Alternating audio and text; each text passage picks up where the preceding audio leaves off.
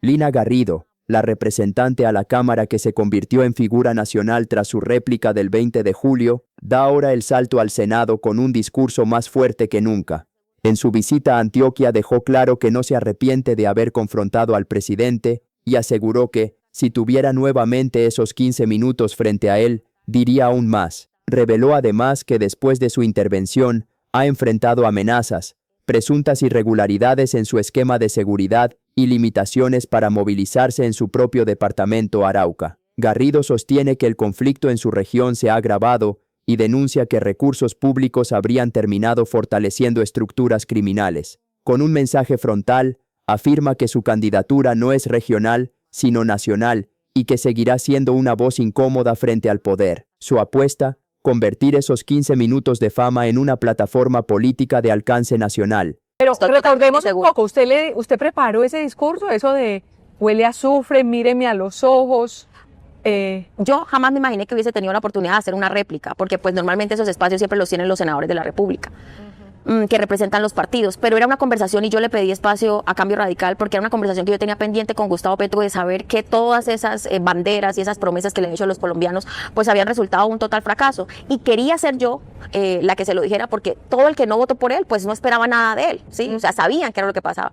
Pero para quienes nunca estuvimos ni en su movimiento, ni fuimos ni petristas, ni de izquierda, Claro que nada de eso. que usted había votado por él. Claro que sí, porque a mí sí me gusta todo de frente. ¿Y usted por qué votó por Gustavo Petro? Yo en la primera vuelta yo voté por Fico. Yo le hice campaña a Fico, allá estuvieron sus referentes en Arauca, nos reunimos, trabajamos.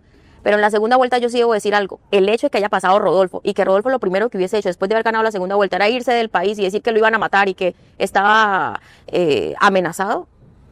Eso no es responsable con el país, porque lo que estaban esperando los colombianos era un presidente que acompañara a quienes esperan que su líder máximo esté en el territorio con ellos. Realmente fue un voto protesta. Este hombre, Gustavo Petro, dijo, voy a firmar la paz con el ELN en 3 meses. El ELN es el que más ha masacrado araucanos en mi departamento. Es impresionante. Y cuando yo hice público, el día de la votación, mi voto por Gustavo Petro, yo me tuve que casi que esconder 2 meses en mi casa. Porque la gente... Cuente cómo fue eso. Eso fue... La gente me Es decir, abucheó. el discurso al voto. El voto. El voto, usted se escondió porque usted hizo público el voto. Claro, claro. Y la gente, obviamente, allá no le gusta. Allá perdió Gustavo Petro en Arauca. Ajá. Por eso era tan importante esa conversación del 20 de julio con él, para que él se diera cuenta y no se jactara de decir que tenía los 11 millones de votos que le había llevado a la presidencia, sino para que se diera cuenta que él sigue contando con los mismos que le creen ese voto duro de 4 millones. Pero el resto, Oiga, estamos totalmente decepcionados. Así como el post-voto fue difícil, el post-discurso de réplica también fue difícil, o más bien la ha catapultado como a un cierto estrellato político. Hay 2 cosas. En la réplica fue también el resultado de 2 años de oposición. Yo le devolví la dignidad a la silla de la oposición de la mesa directiva de la Cámara de Representantes. Yo fui la que le frené absolutamente todas las reformas en el trámite porque allá lo quieren pasar. En Cámara pasan absolutamente todo lo del gobierno Pues sin importar. se lo pasaron, más o menos. No, pero lo que nosotros hicimos sí, ganamos muchísimo tiempo. Y le demostramos a ellos que la mesa directiva en su conjunto tiene voz y voto. Uno de los episodios más delicados que reveló Lina Garrido fue el que vivió tras hacer público su voto por Gustavo Petro en segunda vuelta. Aunque en primera vuelta apoyó a Fico, decidió votar por Petro como un voto de protesta y por la promesa de paz para Arauca. Sin embargo, al anunciarlo abiertamente el mismo día de las elecciones, la reacción en su departamento fue inmediata. Según relató, recibió fuertes críticas, rechazo y señalamientos, al punto que tuvo que resguardarse durante casi 2 meses en su casa por seguridad. Arauca, donde Petro perdió en las urnas, no le perdonó esa decisión. Garrido asegura que esa experiencia marcó un antes y un después en su postura política y fue una de las razones que la llevaron a confrontar directamente al presidente el 20 de julio, exigiéndole respuestas frente a lo que considera promesas incumplidas. La presidencia de Jaime Raúl Salamanca, el representante de Boyacá que fue presidente en ese momento, fue terrible. ¿Por qué? Porque yo le devolví la dignidad a esa mesa. Ningún ministro se sentó en la mesa directiva mientras estuve yo ahí. Y eso entonces resultó dando esos 15 minutos de fama de réplica. Cambió del voto a la oposición tan rápidamente? Porque no... Fue un año en el que yo le di ese compás de espera al gobierno. Y un año en el que toda mi agenda era pública. Cuando yo iba, usted prometió esto, ustedes prometieron esto, ustedes dijeron que iban a firmar la paz con el ELN, están en mesas de diálogo, están por allá, viajan por el mundo, allá está Iván Cepeda, está María José Pizarro, pero la gente de Arauca la siguen matando. ¿Sabe qué me respondieron? ¿Qué le respondió? Representante, no se preocupe, que eso allá, cada muerte de allá es de un guerrillero. Así es que nos conciben a nosotros.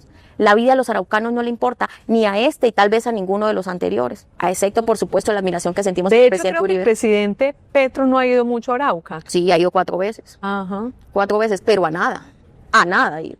A inaugurar un colegio que lo pintaron y dijo que había sido él, pero era el gobierno anterior.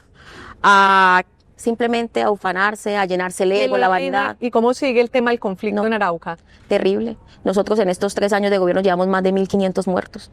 Impresionante. Por eso es que a mí me frustra y me duele, y por eso alcé mi voz, porque nosotros hemos estado condenados a vivir en las cadenas del terror que significan los fusiles para nuestra gente. En la zona rural, la gente vive como a merced de la autoridad que ejercen los grupos criminales. Y si eso es lo que ha prometido que iba a cambiar, no lo hizo.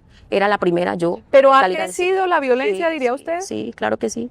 Hemos retrocedido 30 años. ¿En qué se evidencia? ¿En qué se nota el retroceso de la violencia? 1.500 muertos en 3 años. Hay sitios vedados para la fuerza pública. Tenemos nuevos ataques al oleoducto. Tenemos nuevos ataques a las guarniciones militares.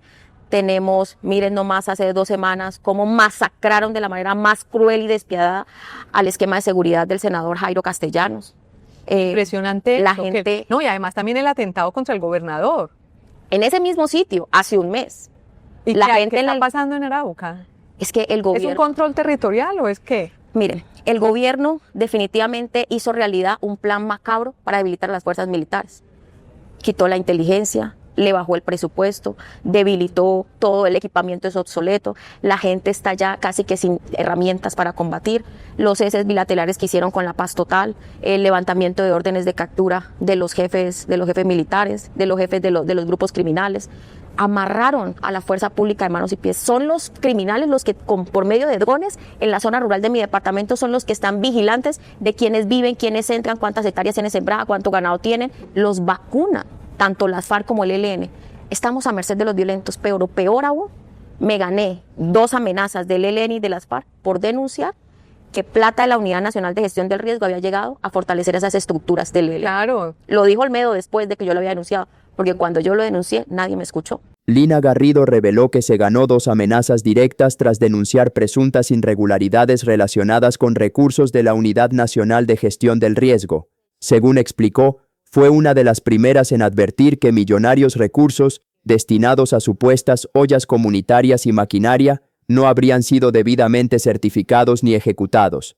Habló de más de 33.000 millones de pesos sin trazabilidad clara. Después de hacer públicas esas denuncias, asegura que recibió 2 amenazas atribuidas al ELN. Afirma que su señalamiento apuntaba a que esos recursos habrían terminado favoreciendo estructuras criminales bajo el argumento de sostener mesas de diálogo. Desde entonces, sostiene que su nivel de riesgo aumentó y que su seguridad se convirtió en una preocupación permanente. Solo Con ellos. plata de la unidad de riesgos, ¿usted está segura que se... Ollas comunitarias, horas máquina, que nunca la Unidad Nacional de Gestión del Riesgo pudo certificar y probar de que se habían realizado. Y ahí fueron más de 33.000 millones de pesos. Yo lo denuncié y cuando agarran a Olmedo, Olmedo dice, es que yo recibí la orden de que en esos procesos era para garantizar que el ELN se mantuviera en las mesas de diálogo. Por esas Es denuncias, decir, como que le estarían pagando al ELN para que se mantenga en las mesas de diálogo, vía ollas comunitarias, pagadas por la unidad de riesgos. sin ningún tipo de auditoría, de seguimiento, sin ninguna información. Cuando llegó Carrillo, envié todas las solicitudes de información, nunca me respondieron que no había ninguna información y estábamos hablando de 33.000 millones de pesos. Cuando yo denuncio eso es que me llegan las 2 amenazas del ELN. ¿Y qué ha pasado con esas amenazas? ¿Usted no puede ir por allá o no le da susto teniendo en cuenta que atentaron contra su colega y también contra el... Desde ese momento yo no viajo por mi departamento, no puedo viajar por las vías de mi departamento, he tenido que inclusive vía tutela garantizar mi esquema de seguridad porque el director de la Unidad Nacional de Gestión del Riesgo me lo quería quitar. El de la Unidad Nacional de Protección. De la Unidad Nacional de Protección me lo quería quitar, vía tutela lo pude garantizar, pero por mi departamento yo solamente puedo ir a Arauca donde está toda Es mi decir, familia. la Unidad Nacional de Protección le iba a quitar es decir, tienen esquema los de las bandas criminales y usted que le hizo la réplica al presidente como líder de la oposición, le iban a quitar el esquema, es increíble. Eso pasa, eso es lo que pasa con nosotros, los de la oposición. Por eso es tan increíble que hoy, después de que hayan asesinado a Miguel Uribe, ese señor siga siendo director de la UNP. Después del 20 de julio, nada volvió a ser igual para Lina Garrido. Lo que comenzó como una intervención de réplica terminó convirtiéndose en un punto de quiebre en su vida política y personal. Sus palabras no solo retumbaron en el Capitolio, sino que cruzaron todo el país. Para muchos fue valentía, para otros, exceso, pero para ella fue coherencia. Desde entonces asegura que la exposición creció, pero también los riesgos. Afirma que su voz incómoda empezó a generar reacciones dentro y fuera del gobierno. Denuncia persecución, ataques mediáticos y situaciones que pusieron en riesgo su seguridad. Relata que incluso fue expuesta públicamente con la divulgación de la dirección de su residencia en Bogotá, algo que considera una amenaza directa a su integridad. En paralelo, la situación en Arauca, su tierra, no mejora. Según ella, el departamento vive uno de sus momentos más críticos. Más de 100 muertos en 3 años, presencia fortalecida de grupos armados ilegales, control territorial en zonas rurales y una fuerza pública debilitada. Garrido sostiene que el discurso de paz total no se ha traducido en tranquilidad para los araucanos, sino en retrocesos que, según afirma, equivalen a volver 30 años atrás. Uno de los capítulos más delicados ha sido su denuncia sobre presuntos recursos de la Unidad Nacional de Gestión del Riesgo, que habrían terminado fortaleciendo estructuras criminales. Más de 33.000 millones de pesos en contratos sin claridad en su ejecución. Tras hacer pública esa información, recibió amenazas. Desde ese momento, asegura que no puede movilizarse libremente por su departamento, y que tuvo que acudir a acciones legales para mantener su esquema de seguridad. Pero lejos de bajar el tono, Garrido reafirma que no se arrepiente.